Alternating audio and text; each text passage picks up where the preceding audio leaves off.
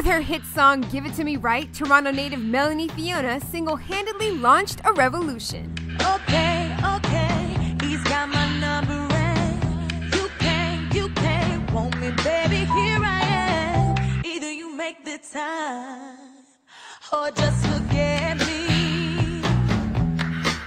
And with the success of her follow-up single, It Kills Me, and debut album, The Bridge, she secured her spot as one of the hottest entertainers of '09. HipHollywood caught up with the rising star to talk about her success.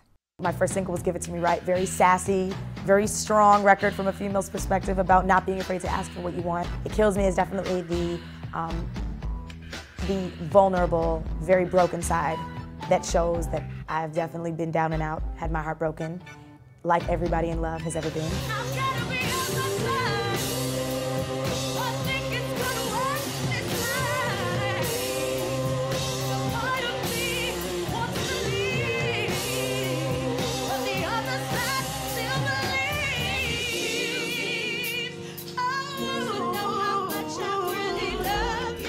The songstress not only managed to win over thousands of fans with her soulful sound, she also won over one of the biggest stars in the world, the man behind her music label Roc Nation, Jay-Z.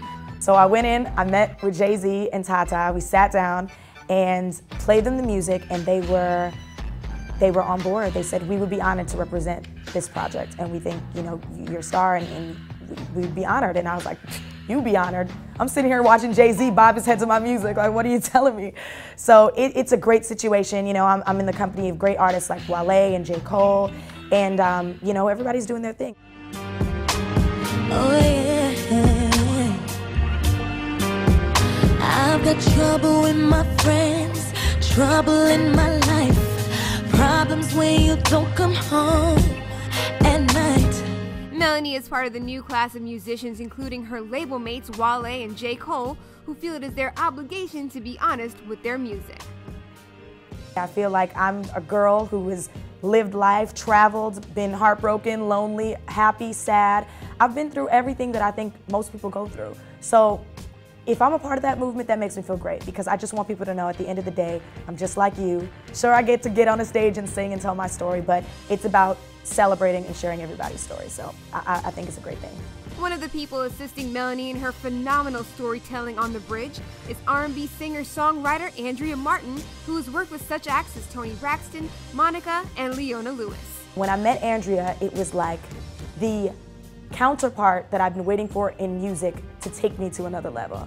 And she even said, she's like, you know, I've been waiting for an artist like you to go there with. And to feel like I have been given that honor and that privilege to work with somebody so talented has only made me a better writer and a better artist. And I felt like on this first album, I needed to bridge, it's the name of the album, I needed to bridge the genres of music that I was influenced by. I needed to bridge all the, you know, cultures and ethnicities that I grew up around and I've seen by traveling the world making my album.